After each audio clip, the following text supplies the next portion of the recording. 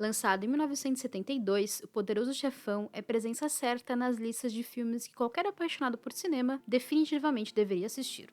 No reino dos imortais cinematográficos, a produção de Francis Ford Coppola sobre uma família criminosa fictícia de Nova York se tornou tão aclamada entre os críticos ao redor do mundo que entrou na mitologia do cinema norte-americano. E não sem razão, cada aspecto da obra-prima de Coppola é uma aula de cinema, especialmente pelo trabalho de roteirização do livro escrito por Mario Puzo. Atuando ao lado do diretor no processo de adaptação, a dupla consegue fornecer uma visão profunda e pensativa da vida de pessoas com as quais você provavelmente não se relacionaria emocionalmente na vida real. Publicado em 1969, a Paramount Pictures descobriu sobre o Poderoso Chefão em 1967, quando um olheiro literário da empresa contatou Peter Bart, o então vice-presidente de produção do estúdio, sobre um manuscrito inacabado de 60 páginas intitulado Máfia, escrito por Puzo. Acreditando que o trabalho estava além de uma história de máfia, o estúdio ofereceu ao escritor $12.500 pelo trabalho, com uma opção de $80.000 se o livro finalizado fosse transformado em filme. O agente de Puzo orientou o autor a recusar a oferta, mas ele estava tão desesperado por dinheiro que aceitou o acordo. Segundo Robert Evans, o chefe de produção da Paramount, Puzo confidenciou a ele que na época precisava urgentemente de $10.000 para pagar dívidas de jogo. No mesmo período, o estúdio lidava com o fracasso de The Brotherhood, um filme de máfia dirigido por Martin Rich e protagonizado por Kirk Douglas, que teve um desempenho muito ruim nas bilheterias norte-americanas. Evans acreditava que o motivo do fracasso da produção era a falta de profissionais com ascendência italiana no elenco e na equipe criativa do filme, focando em encontrar um diretor italo-americano que pudesse tornar o Poderoso Chefão, entre aspas, étnico ao extremo. Eu sou Julia Gavilã, e esse é o Mais Que Um Filme. A primeira opção da Paramount para assumir a direção de O Poderoso Chefão foi Sergio Leone, que se recusou a aceitar o trabalho para trabalhar em Era Uma Vez na América, seu próprio filme de gangster lançado em 1984. O trabalho também foi oferecido ao cineasta Peter Bogdanovich, que não estava interessado em histórias de máfia. Outros diretores como Peter Yates, Richard Brooks, Arthur Penn, Costa Graves e Otto Preminger receberam propostas para assumir o trabalho e também recusaram. Foi Bart que sugeriu a Evans o nome de Francis Ford Coppola, um jovem diretor de ascendência italiana que não exigiria um grande salário do estúdio e um orçamento muito alto, após a má reputação do drama Caminhos Mal Traçados, lançado em 1969. Inicialmente, Coppola não estava interessado em trabalhar no filme, por achar que o livro de Puzo era desprezível e sensacionalista.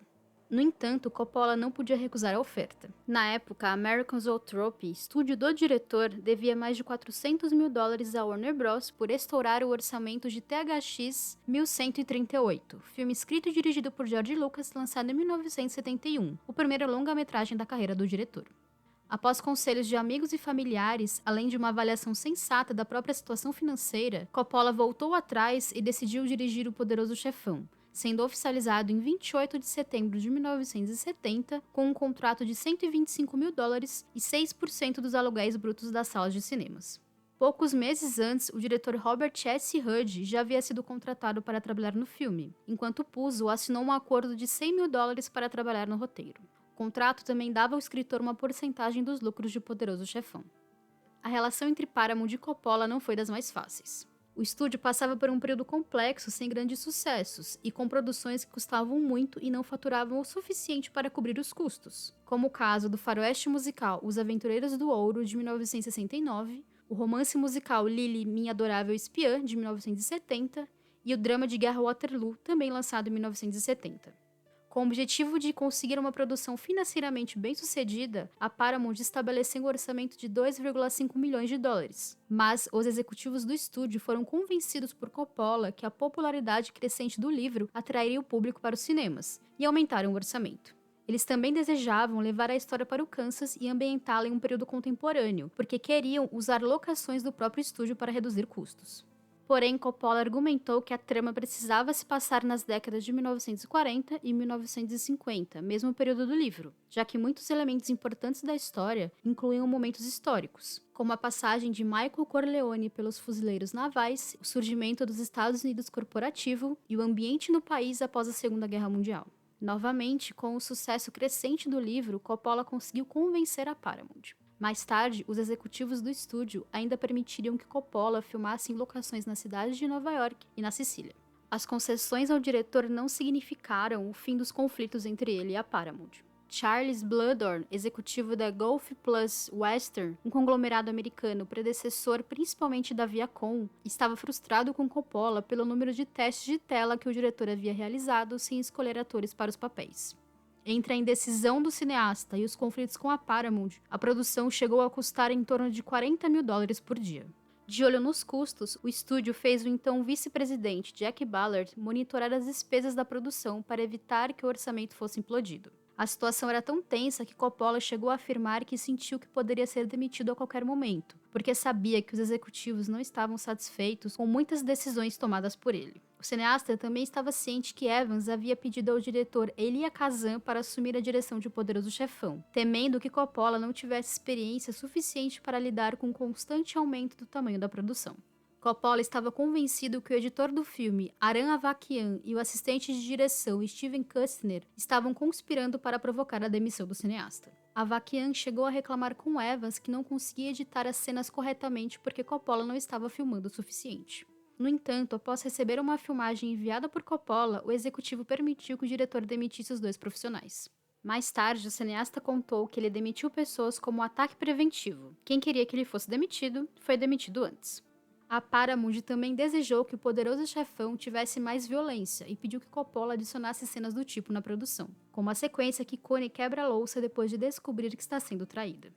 Partindo do livro, Puzo e Coppola trabalharam separadamente no desenvolvimento do roteiro. Enquanto o cineasta queria adicionar temas de cultura, caráter, poder e família na história, o escritor desejava manter muitos aspectos do livro e até já havia escrito um rascunho inicial de 150 páginas antes da contratação de Coppola. Para se orientar sobre a trama original e o que desejava incluir, o diretor mantinha um caderno onde ele colava páginas rasgadas do livro de Puzo, fazendo anotações sobre cada uma das 50 cenas do livro e relacionando temas predominantes de cada uma. Se a cena fosse escolhida para ser incluída no filme, Coppola adicionava ideias e conceitos que poderiam ser usados durante as filmagens para tornar o filme próximo à realidade da cultura italiana. Mesmo separados, com Puzo trabalhando em Los Angeles e Coppola escrevendo em São Francisco, eles conversavam frequentemente sobre os respectivos roteiros e tomavam decisões sobre o que incluir e o que remover para a versão final. Um segundo rascunho foi concluído em 1º de maio de 1971 e tinha 173 páginas, com o roteiro final finalizado em 29 de março de 1971 com 163 páginas, 40 a mais do que a Paramount havia pedido. Durante as filmagens, Coppola se referia ao caderno de colagens e ideias como o rascunho final do roteiro, que também recebeu novas cenas no período. Sem créditos na produção, o roteirista Robert Towne trabalhou em alguns detalhes da trama, particularmente na cena do jardim com Al Pacino e Marlon Brando. A Liga Ítalo-Americana de Direitos Civis, liderada pelo mafioso Joseph Colombo, sustentou que o filme enfatizava os estereótipos sobre ítalo-americanos e queria que todos os usos da palavra máfia e Cosa Nostra fossem removidos do roteiro. A Liga também pediu que todo o dinheiro arrecadado com o filme fosse destinado a um fundo da Liga para a construção de um novo hospital. Coppola contra-argumentou que a história de Puzo continha apenas 2 usos da palavra máfia, enquanto Cosa Nostra não foi usado na história. Sentindo que a substituição da palavra não afetava a história, o diretor retirou a palavra máfia e substituiu por outros termos. No fim, a Liga acabou dando apoio ao roteiro. Puzo foi o primeiro a desejar Marlon Brando no papel de Dom Vito Corleone e chegou a enviar uma carta para o ator afirmando que ele era o único que poderia interpretá-lo. Os executivos da Paramount não queriam contratar Brando, em parte devido ao fraco desempenho dos filmes do ator na época, além do seu famoso temperamento. Coppola queria Brando ou Laurence Olivier para o papel, mas o agente de Oliver recusou o trabalho alegando que o ator estava doente. No entanto, Oliver surgiu no final do mesmo ano atuando em Jogo Mortal, filme coestrelado com Michael Caine. Enquanto isso, a Paramount pressionava a produção para a contratação de Ernest Borgnine para o papel, além de considerar nomes como George C. Scott, Richard Conte, Anthony Quinn e Orson Welles. Foram meses de debates entre Coppola e Paramount sobre a contratação de Brando, com Borgnine sendo o favorito dos executivos do estúdio. Stanley Jeff, presidente da Paramount no período, exigiu que Brando realizasse um teste de tela para o papel. Como Coppola não queria ofender o ator, o cineasta falou para Brando que precisava testar o equipamento para configurar o teste de tela na residência do ator na Califórnia. De improviso, Brando colocou bolas de algodão nas bochechas, passou graxa de sapato no cabelo para escurecê-lo e enrolou o colarinho. Para que os executivos do estúdio assistissem ao teste, Coppola colocou a fita da audição no meio das outras fitas. Os executivos ficaram tão impressionados com os esforços do ator que permitiram que Coppola o contratasse para o papel de Dom Vito Corleone se ele aceitasse um salário mais baixo e adicionasse uma cláusula que garantisse que ele não causaria atrasos na produção. Brando recebeu 1,6 milhão mais um acordo de participação líquida pelo trabalho. Desde o início da produção, Coppola queria que Robert Duvall assumisse o papel de Tom Hagen, e após testes com vários atores, o cineasta conseguiu contratá-lo. Uma das histórias mais curiosas da produção envolve a contratação de Al Martino, um famoso cantor de boates que foi contratado para o papel pelo produtor Rudy. No entanto, Martino foi destituído do papel de Johnny Fontane após a contratação de Coppola, que decidiu dar o trabalho ao cantor Vic Damone. De acordo com o próprio Martino, ele conversou com Russell Bufalino, seu padrinho e chefe do crime, sobre ter perdido o papel. Bufalino organizou a publicação de vários artigos que afirmavam que Coppola não sabia que o produtor já havia contratado Martino.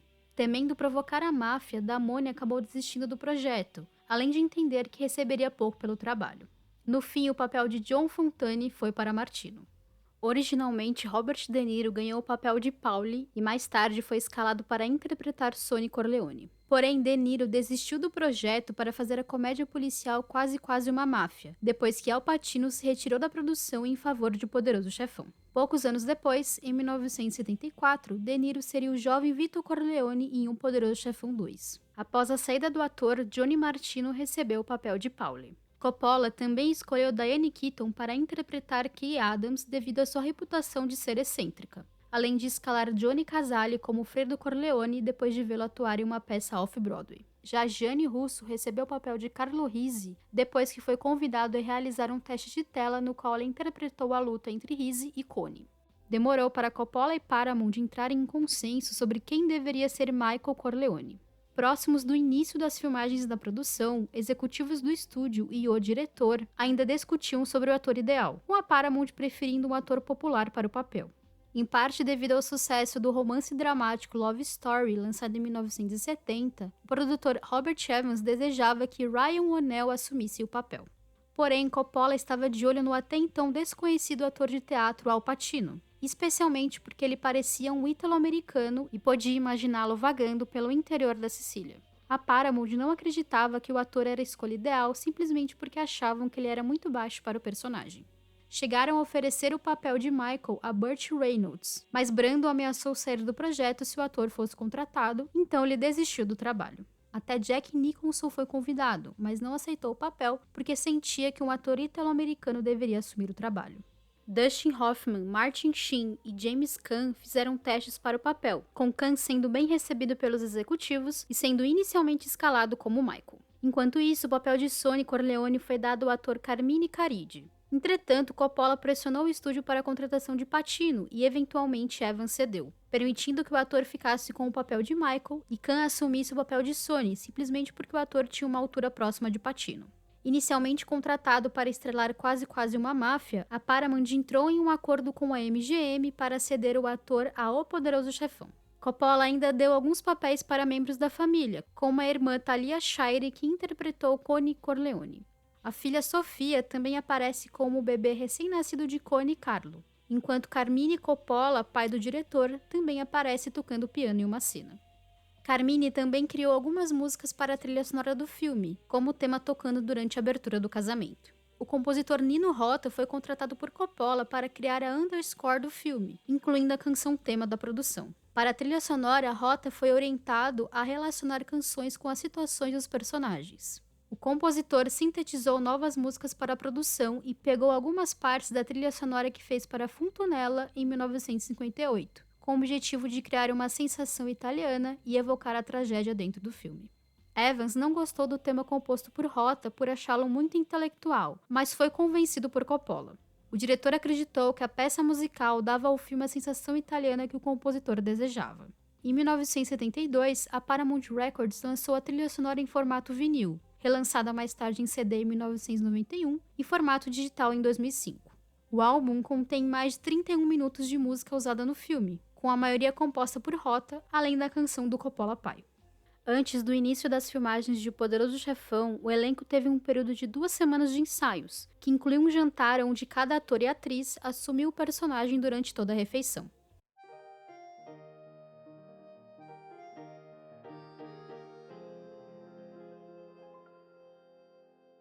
Antes do início das filmagens de O Poderoso Chefão, o elenco teve um período de 2 semanas de ensaios, que incluiu um jantar onde cada ator e atriz assumiu o personagem durante toda a refeição. O pedido de Coppola de filmar em Nova York foi atendido pelo estúdio, e aproximadamente 90% da produção foi filmada na cidade e nos subúrbios, com mais de 120 locais distintos. As filmagens estavam previstas para começar em 29 de março de 1971, com a cena que Michael Corleone e Kay Adams estão fazendo compras de Natal em Nova York. Entretanto, a falta de neve inicialmente prevista para o dia das filmagens afetou a produção, que precisou usar uma máquina de neve. Coppola recebeu algumas críticas pela chocante cena da cabeça de cavalo real decepada. Filmada em Long Island, o diretor conseguiu a cabeça do animal de uma empresa de ração de cães, e a morte do cavalo não tem nenhuma relação com o filme. Outra cena emblemática do filme é a morte de Sonny, filmada em uma pista de decolagem de uma vila em Long Island. 3 cabines de pedágio foram construídas, junto com grades de produção e outdoors. A cena levou 3 dias de filmagens e custou mais de $100 mil. As filmagens principais em Nova York continuaram até 2 de julho, até Coppola pedir uma pausa de 3 semanas antes de levar a produção para filmar na Sicília. Após a partida da equipe, a Paramount mudou a data do lançamento do filme do Natal de 1971 para o início de 1972. Inicialmente, o diretor de fotografia Gordon Willis recusou a oferta de filmar O Poderoso Chefão porque a produção parecia caótica demais para ele. Após mudar de ideia e aceitar o trabalho, ele e Coppola concordaram em não usar nenhum dispositivo moderno de filmagem, helicópteros ou lentes de zoom na produção, escolhendo usar um formato de quadro para fazer as imagens parecerem pinturas. Willis usou sombra e baixos níveis de luz ao longo do filme para mostrar o desenvolvimento psicológico dos personagens, com o diretor concordando em reproduzir luz e escuridão ao longo do filme. O diretor de fotografia também subexpôs o filme para criar um tom amarelo para as imagens. A diferença entre a luz e a sombra é bastante clara nas cenas filmadas na Sicília, que passam a sensação de um lugar mais romântico e calmo, diferente do peso de Nova York. Com o fim das filmagens em 7 de agosto, o foco da produção estava em editar o filme para um tempo razoável, incluindo e removendo cenas diferentes da edição final, com o corte de certas sequências. Em setembro, o primeiro corte bruto do filme foi apresentado, com muitas cenas removidas do filme centradas em Sonny. Em novembro, um corte semifinal foi concluído e o filme foi exibido para funcionários e expositores do estúdio no final de dezembro de 1971 e janeiro de 1972. Até hoje, existem debates sobre quem estava envolvido na edição final de O Poderoso Chefão. A estreia mundial de O Poderoso Chefão aconteceu em 14 de março de 1972, em Nova York, quase 3 meses após a data planejada inicialmente pela Paramount. Antes mesmo da estreia do filme, a produção já havia arrecadado $15 milhões com aluguel antecipado de mais de 400 cinemas. Em 25 de março, o lançamento foi ampliado para o resto dos Estados Unidos, se tornando um sucesso de público com a maior bilheteria norte-americana de 1972, arrecadando 101 milhões após passar 18 semanas em primeiro lugar no país, o filme mais rápido a atingir esse marco até então. O êxito comercial também causou o aumento do preço dos ingressos de $3 para $3,50, e pouco tempo depois para $4 em Nova York. Os cinemas da cidade também aumentaram o número de exibições de 4 para 7 sessões por dia. No ano seguinte, O Poderoso Chefão recebeu 11 indicações ao Oscar, vencendo em Melhor Filme, Melhor Ator para Brando e Melhor Roteiro adaptado para Puzo e Coppola. Brando não compareceu à cerimônia e boicotou a premiação, enviando a atriz e ativista Sacheen Littlefeather para receber a estatueta em seu lugar como forma de protesto pela representação de indígenas americanos por Hollywood. Indicado como melhor ator coadjuvante, Pacino também boicotou a premiação por se sentir insultado pela indicação, já que teve mais tempo de tela que Brando e merecia indicação de melhor ator. Enfim, a Paramount teve o sucesso de público que tanto desejava, e tudo isso por conta da persistência de Francis Ford Coppola, um cineasta que institucionalizou a própria marginalidade e o responsável por criar uma obra-prima fundamental para a nossa educação cinematográfica. Com O Poderoso Chefão, Hollywood iniciou o período mais experimental da indústria desde os anos do cinema mudo, e finalmente renasceu. Eu sou Júlia Gavilã e esse é o Mais Que Um Filme. Me siga nas redes sociais para acompanhar o que eu faço por aí e para bater um papo comigo. Também siga o feed do podcast para não perder nada e conheça o Catarse do Mais Que Um Filme. Ou me pague um café via Pix. Até a próxima!